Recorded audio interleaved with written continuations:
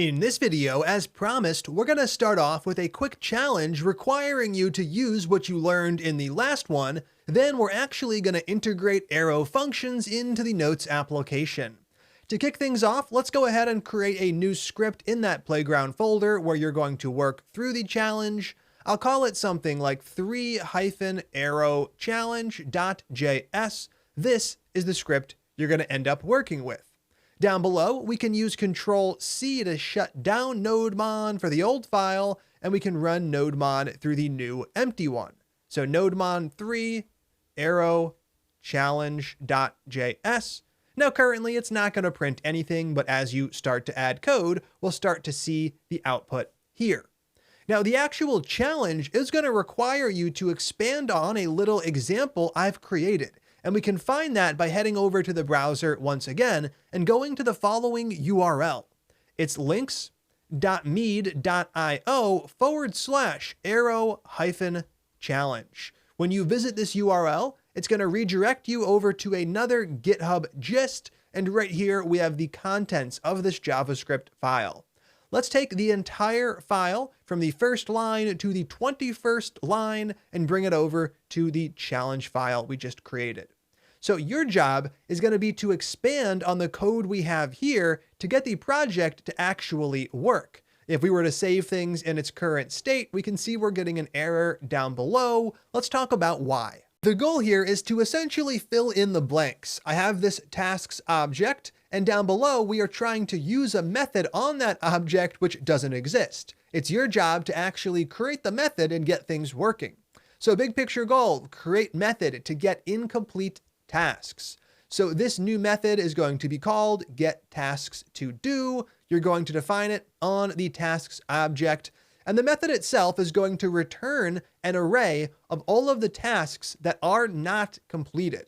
That would include clean yard, which has a completed value of false, and it would include film course, which also has a completed value of false. The method should not return grocery shopping since that task is already done.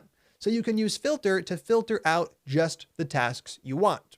Now, once you have that in place and you are returning the new array of just the incomplete tasks, you can go ahead and save the script to test your work.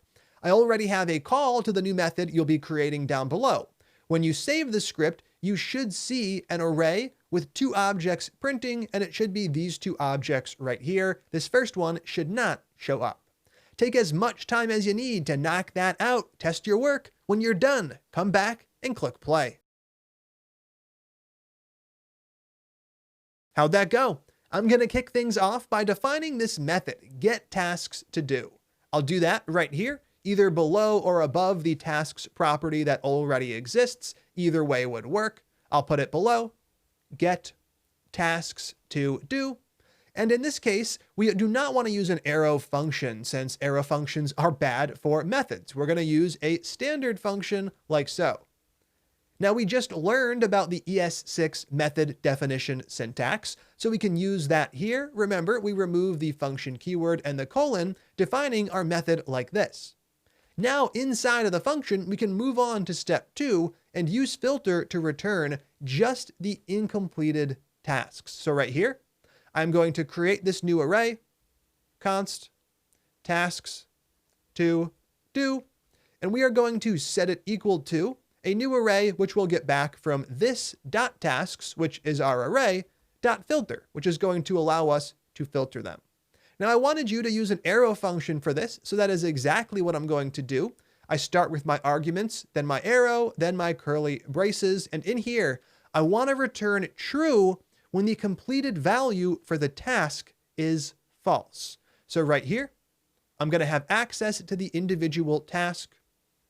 I'm going to return true when task dot completed is equal to false. If it is false, I want this item to stay in the new array because that's the tasks to do array.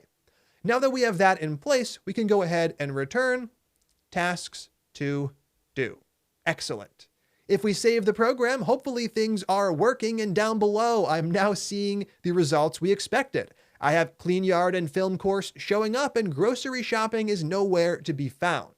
Now let's go ahead and make this more concise using what we learned about arrow functions.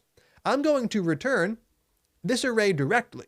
There's no need to create a variable if we're just going to return it as the next thing we do. Right here, I can save the program and we have the exact same functionality we had before. From there, we can use that shorthand syntax. So remember, if we have an arrow function that just returns some result right away, we can take that result and we can put it in place of the curly braces. So I'm going to remove the curly braces and everything inside, and we're going to take task.completed equals false and put it right here. So task.completed triple equals false. Now we have the exact same functionality. Once again, down below, everything is still working, but we're using that shorthand arrow function syntax. So for each task in the array, this function is still getting called, and the function is still returning true if the task is not complete, and it's still returning false if the task is complete. And there we go. We have completed the challenge, getting just a bit more experience working with ES6 methods and arrow functions. Now, I don't typically do challenges like this where I give you code and it's your job to expand on it, but it is something I'm experimenting with. If you liked this format, let me know. If you thought it was more confusing than helpful, I'd love to know that as well. You can just send me a private message through the Udemy platform. I'd love to hear what you think. Now that you have a bit more experience working with these, we're actually going to integrate everything we learned into the Notes application. So I'm going to close down our 2 files from the playground directory, and we're going to turn our focus to app.js and to notes.js, where we can take advantage of both of these. I'm going to collapse the playground directory, and I'm going to bring us back to the Notes app folder. So from the terminal, I'll use Control-C to shut down NodeMon, then cd:/Notes app to go back to the Notes app directory, and then I'll use clear to clear the terminal output. Now, the goal for this second challenge is for you to refactor every single function in our app, which is maybe only 10. We have functions in notes.js that are indeed using that function keyword, and the same thing is true in app.js. Every single function is using the standard function definition. So over in app.js, let's talk about what I'd like you to do. As I just mentioned, goal, refactor all functions. Every single function needs to change. If that function is a method, you're going to use the ES6 method definition syntax, which is more concise. Now, otherwise, if it's not a method, you're going to use the most concise arrow function possible. So as an example, let's look at add note.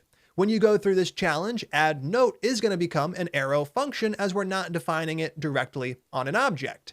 Now, this can't take advantage of the shorthand syntax because there are plenty of statements inside of there, and that's okay. Other functions like the one right here can indeed take that shorthand syntax into account, and in that case, you would want to use it. So just try to use the most concise syntax possible.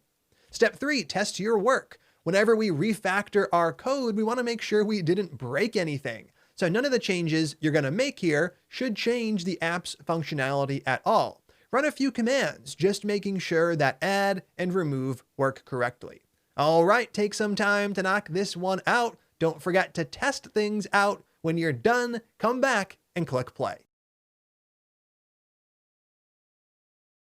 Let's get to it. I'll be starting down below with the functions in app.js. These are all methods, so we're defining a function directly on an object, and in all 4 cases, we're going to use the ES6 shorthand syntax. So for this function, we will remove the colon and the function keyword, and we're going to do the same thing down below for the handler for remove. We'll do it for the handler for list, which isn't currently filled out, and we'll also do it with the handler for read, which once again is still something we'll end up building. That's actually it for app.js. Nothing too bad here. We just had a couple of functions that could be improved. Now we're going to move on to step 2, work in the other file and actually use arrow functions. So over here, let's just start from the top of the file and work down for each function. Now get notes. Get notes can indeed be an arrow function. So I'll remove the function keyword and then I'll go ahead and set up the arrow. Now in this case, yes, you could have definitely used the shorthand syntax, but since I personally know we'll be adding more code to it, I'm going to not do that for the moment. But if you did, that is A-okay. Next up, we have our add note function. This one has plenty of statements inside of there. There's no chance we're going to be able to use the shorthand syntax, but I can still remove the function keyword, add my arrow in, and use the arrow function. Next up, we have our filter method. So we call filter and we pass to it our callback function. This is something that can be an arrow function, and it's something that can also use that shorthand syntax. So one way of refactoring, especially when you're newer to a concept, is to duplicate the code you're going to change, then comment out a copy so you can see it as a reference. Now we can build things up using the arrow function. You didn't need to do this, but it's just one approach that can make life a little easier. So right here, for filter, we're going to set up the argument right here in our arrow functions argument list. I'll call it note, like we did down below. Then I'm going to set up my arrow, and I'll notice that all I was doing was returning a value, so I can use the shorthand syntax and type that expression out right here. That was me checking if note.title equals the title value passed in as the argument. Now we have the duplicate notes variable getting generated exactly as it was before, but using the shorter, more concise syntax. Now, shorter and more concise isn't always a good thing. There are examples in programming where it's nice to actually have code that's readable. In this case, though, the arrow function is definitely readable. If at first it seems like it's doing more harm than good in terms of your ability to read code, I promise that will get easier as you see it more and more. Down the list, we have remove note next. Once again, can't use the shorthand syntax, but I can still remove the function keyword, add the arrow in, and take advantage of that. From here, we can indeed refactor the function we are passing to filter. Now, ahead of time, I'm just going to take the expression we were returning. I'm going to copy that to the clipboard so I can use it for my refactor. Right here, I'll remove everything we're passing into filter, and I will set up my brand new arrow function, pasting in the stuff I just cut out. The only thing left to do is to set up that argument, which I had called note. Next up, we keep going down the list. We have save notes and we have load notes. Both can be converted over to arrow functions, even though they can't use that shorthand syntax. So right here, an arrow function, then down below, another arrow function. Now in this case, maybe you made the argument that because we eventually put these on an object, they should just be methods defined here.